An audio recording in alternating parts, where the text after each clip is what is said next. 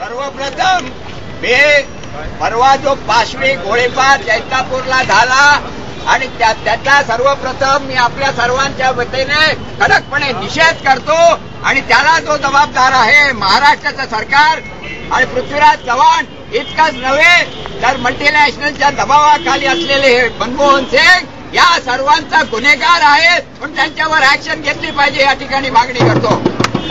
या ठिकाणी हा अनेक वर्ष जवळजवळ 2006 सालापासून या ठिकाणी शांततामय आंदोलन चालू आहे। जैतापूरच्या ग्रामस्थांचे सगळ्यांची मागणी आहे की त्या ठिकाणी प्रकल्प होता कामा नये।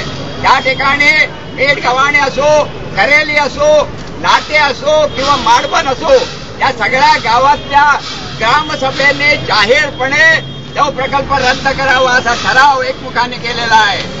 त्या संबंध रत्नागिरीच्या जिल्हा परिषदेने ठराव केलेला आहे आणि हे लोकशाही पद्धतीने त्या सगळ्या जनतेची मागणी असताना हे हरामखोर जे सरकार महाराष्ट्राचं ते सरकार तो हा प्रकल्प त्या ठिकाणी लादू पाहत आहे आणि त्याच्यासाठी त्यांची सातत्याने दडपशाही चालू आहे। काल जे गोळीबाराची जी घटना घडली तो हा केवळ गोळीबाराचा काल झालेला प्रकार नव्हता। त्याच्या आधी गोळीबाराने कळस केला होता म्हणजे गोळीबार व्हायचा जणू काही बाकी होता। त्या ठिकाणी जे शांततामय आंदोलन करत होते त्यांच्यावर रात्री बेरात्री त्यांना पकडून हे सरकार तुरुंगात घालत होता। त्या ठिकाणी जिल्हा बंदी लागू केली होती। त्या ठिकाणी एका गावचा शेतकरी आहे त्याला पकडला होता, त्याचा काही गुन्हा नव्हता। 25,000 बिल द्या म्हणून त्याच्याकडे मागणी केली आणि त्याच्यात त्याचा मृत्यू झाला। ही अत्यंत लाजिरवाणी घटना आपल्या महाराष्ट्रात घडली। त्या ठिकाणी लोकशाहीचे संबंध कत्तल झाली होती आणि ते सँक्शन नसताना केंद्राचं सँक्शन नव्हतं, पर्यावरणाचं सँक्शन नव्हतं, अनेक ऑब्जेक्शन होते।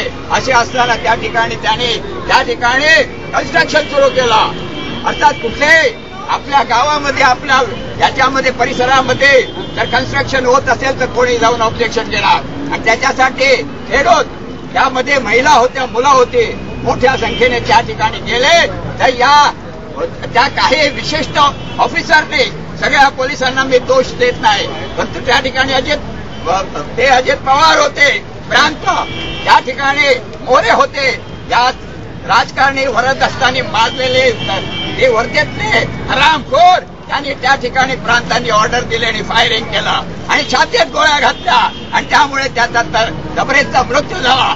अत्यंत निषेधार्थ घटना घडलेली आहे आणि त्याचा निषेध झाला पाहिजे आणि त्याला जर कोणी जबाबदार असेल तर आमचं म्हणणं आहे की त्याला केवळ तिथले पोलीस अधिकारी जबाबदार नाही, या ठिकाणी काँग्रेस आणि राष्ट्रवादीचं सरकार त्या ठिकाणी जबाबदार आहे, मनमोहन सिंग आणि त्यांची धोरणं त्या ठिकाणी जबाबदार आहे। या ठिकाणी सर्वांना माहिती आहे आंदोलनाचे लोक आहेत परंतु अशा प्रकारचा जो अरेवाचा प्रकल्प आहे तो प्रकल्प त्याला युरोपियन प्रेशराइज रिएक्टर म्हणतात, हे टेक्नॉलॉजी कुठेही टेस्टेड झालेली नाही।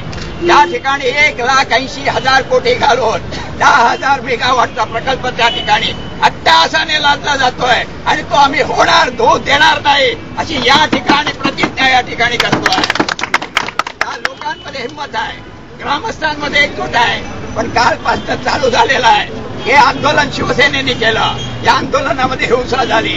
या ठिकाणी स्पष्ट गोष्ट आहे हे आंदोलन कुठल्या पक्षाने केलेलं नाही, हे आंदोलन हे लोकांनी केलेलं आहे, लोकांचं आंदोलन आहे,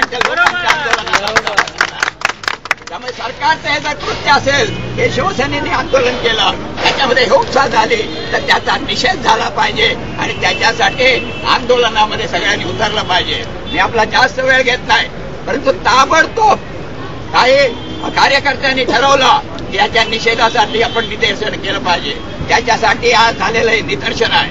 परंतु हे शेवटचं निदर्शन नाही, कार्यक्रम सगळ्यात ट्रेड युनियन पक्षातर्फे, डाव्या पक्षांतर्फे आणि युवक संघटनांतर्फे हे आंदोलन पुढे चालू राहील आणि 26 तारखेला याच ठिकाणावरनं प्रचंड मोर्चा निघेल आणि या आंदोलन हे पुढे चालू राहील। 26 तारखेला चेर्नोबिलची घटना घडली, चेर्नोबिलमध्ये हजारो लोक त्या ठिकाणी उद्ध्वस्त झाले, मेले, त्या परंतु तिथे अनिल काकोडकरांचे डोळे उघडलेले आहेत। फुकुशिमा झाला, करोडो लोकांनी या जगातल्या टीव्हीवर पाहिलं त्याचे काय परिणाम होतात. परंतु हे 50 जे काही आहेत त्यांचे अजून डोळे उघडलेले नाहीत, कारण हे पैशाखाली विकले गेलेले दलाल आहेत. त्याचा आम्ही निषेध करतो. आमचं असं म्हणणं आहे, जर सेफ्टी आहे असं वाटत असेल तर मनमोहन सिंग, पृथ्वीराज चव्हाण, अनिल काकोडकर या सगळ्यांनी फुकुशिमाला जावं आणि त्या ठिकाणी मासे खावे आणि त्याच्यात रेडिएशन आहे की नाही ते बघावं. रेडिएशन जर नाही म्हणतात तर तिकडे जाऊन मासे खा आणि परत या. हे हिंमत तुमच्यात असेल तर त्या ठिकाणी तुम्ही जा. नाटे गावातल्या लोकांचं अभिनंदन केलं पाहिजे. नाटे गावाचे मच्छीमार आहे, धर्म कुठला आहे, जाती कुठल्या ते बघत नाही, परंतु संपूर्ण गाव एक दुनीने त्या ठिकाणी उतरलं. आपल्या साखरे नाट्यामध्ये त्या ठिकाणी पोलिसांनी आणून लोकांना हे केलं. विचारायला ते गेले आणि ते विचारायला गेले असताना इथे काही डेमोक्रेसीच्या पद्धती आहेत, अश्रुधूर आहेत, लाठीचार्ज आहेत, रबर बुलेट्स आहेत, परंतु तसं न करता छातीच्या वर गोळ्या घातल्या. हा प्रकार महाराष्ट्रात आम्ही होऊ देणार नाही आणि तशी हिंमत आमच्यामध्ये आहे.